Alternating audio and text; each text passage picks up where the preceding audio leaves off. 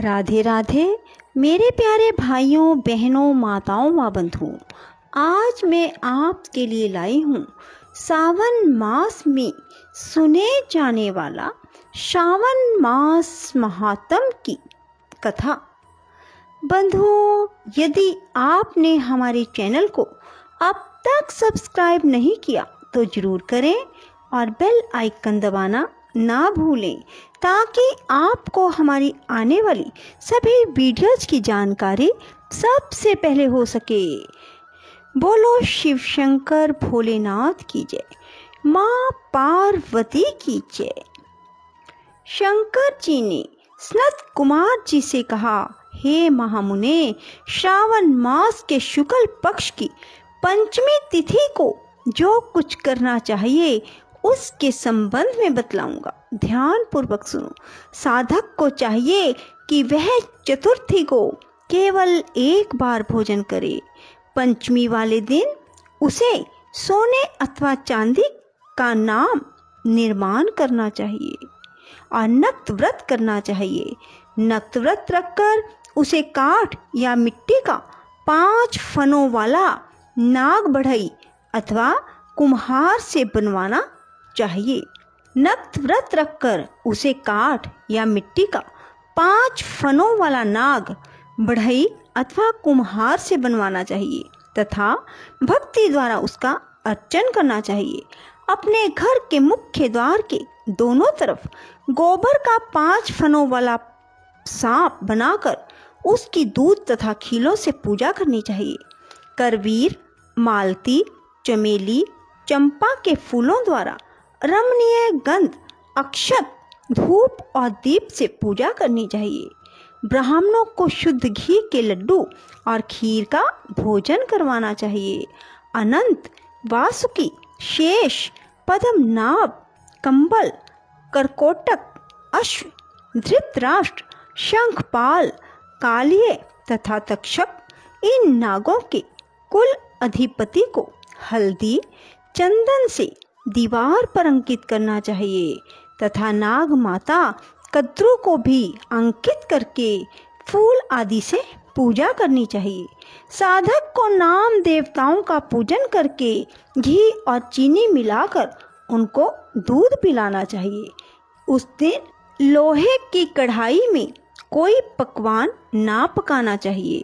गेहूं और दूध का पायस बनाकर भुना चना, धान का लावा, भुने हुए जौ नागों को देने चाहिए और आप भी उन्हीं चीज़ों को खाना चाहिए। साथ ही अपने बच्चों को भी यही भोजन करवाएं। ऐसा भोजन करवाने से छोटे बच्चों के दांत मजबूत हो जाते हैं। बाम्बी के नज़दीक गान वाद्य द्वारा उत्सव मनाना चाहिए। स्त्रियों को भी श्रृंगार करके उत्सव मनाना चाहिए। ऐसा करने वाले मनुष्यों को जीवन भर कभी सांप का भय नहीं होता। भगवान शंकर जी ने श्री सनत कुमार जी से कहा, हे महामुने, संसारिक जीवों के कल्याण अर्थ मैं आपसे जो कुछ कहूँगा उसे ध्यान पूर्वक सुनिए। सांप के दर्शन मात्र से मनुष्य की अधोगति होती है। सांप हमेशा तमोगुण होता है, इसमें संशय नहीं है। पूर्व विधि द्वारा एक भुक्त आदि का नियम कर ब्राह्मणों के सहित प्रेम से नाग बनाकर पूजा करनी चाहिए। इस तरह 12 मासों की शुक्ल पक्ष पंचमी के दिन व्रत करना चाहिए। वर्ष की समाप्ति पर शुक्ल पक्ष की पंचमी को फिर पूजा करनी चाहिए। नागों के भोजन के उद्देश्य से साधु संतों और ब्राह्मणों को भोजन करवा देना चाहिए। इतिहासविद को रत्न विभूषित सोने का नाग देना चाहिए। सामग्री सहित सवत्सा गोदान देते समय नारायण विभु का स्मरण करें। नारायण जो कि सब जगह व्यापक है, सब वस्तुओं को देने वाले हैं, अनंत हैं तथा अपराजित हैं, उनको याद करके साधक को यह कहना चाहिए, हे गोविंद, मेरे वंश में हमारे पूर्व पुरुषों में से जो भी सांपों के डसने से अधोगति को प्राप्त हो गए हैं वह इस व्रत से तथा दान से मुक्ति को प्राप्त हों। इस तरह कहकर सफेद चंदन युक्त चावल के पानी को भक्ति से वासुदेव के लिए जल में छोड़ देना चाहिए। इस प्रकार करने से यानी व्रत, पूजा, दान करने से जो जीव साधक के वंश में मर गए होंगे या सांप के काटने से भविष्य में मरने वाले होंगे, हे महामुने, वह सब के सब सर्प योनि से मुक्त होकर स्वर्ग लोक में चले जाएंगे। हे मुनि सत्तम, इस प्रकार व्रत करने वाला अपने वंश का उद्धार कर अप्सराओं से सेवित हो शिव के सानिध्य में जाता है। जो इस व्रत को अपने वित्त अनुसार करता है उसको इस व्रत के सभी फलों की प्राप्ति होती है। जो मनुष्य श्रावण मास शुक्ल पक्ष पंचमी के दिन भक्ति तथा श्रद्धा से नक्त व्रत करते हुए फूल आदि उपहारों से नाग देवों का पूजन करते हैं, उन पर मणि किरण विभूषित सूर्य प्रसन्न होते हैं। जो मकान का दान या पति ग्रह लेते हैं वह इस संसार में तो कष्ट भोगते ही हैं, मृत्यु के बाद उनको सर्प योनि की प्राप्ति होती है। हे विप्रेंद्र, जो लोग नाग की हत्या करते हैं उनके यहाँ अगले जन्म में पुत्र नहीं होता या होकर मर जाता है। स्त्रियों की कृपणता से भी प्राणी की सर्प योनि होती है। वे लोग जो दूसरों की धरोहर हजम कर जाते हैं वे भी सर्प योनि पाते हैं।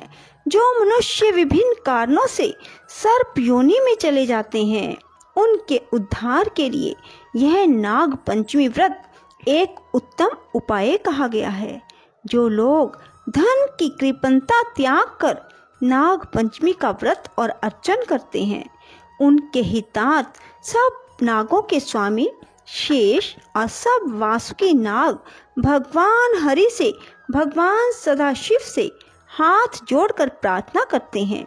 शेष और वासुकी की प्रार्थना से प्रसन्न होकर भगवान शिव और भगवान विष्णु उन लोगों की सब मनोकामनाएं पूरी करते हैं।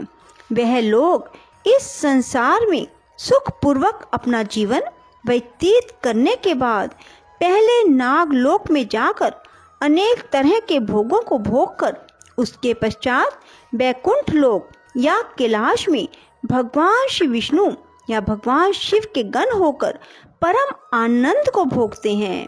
हे विप्रेंद्र, आपके सामने मैंने यह नागों का नाग पंचमी व्रत कहा है। अब आप और क्या सुनना चाहते हैं? ओम नमः शिवाय। शुभम शुभम कुरु कुरु शिवाय नमः। ओम नमः शिवाय। शुभम शुभम कुरु कुरु शिवाय नमः। ओम नमः शिवाय। शुभम शुभम कुरु कुरु शिवाय नमः। ओम नमः शिवाय। शुभम शुभम कुरु कुरु शिवाय नमः। राधे राधे। जय श्री कृष्णा। बंधुओं, यदि आपको हमारी वीडियो पसंद आए तो इसे लाइक करें और शेयर भी जरूर करें। धन्यवाद।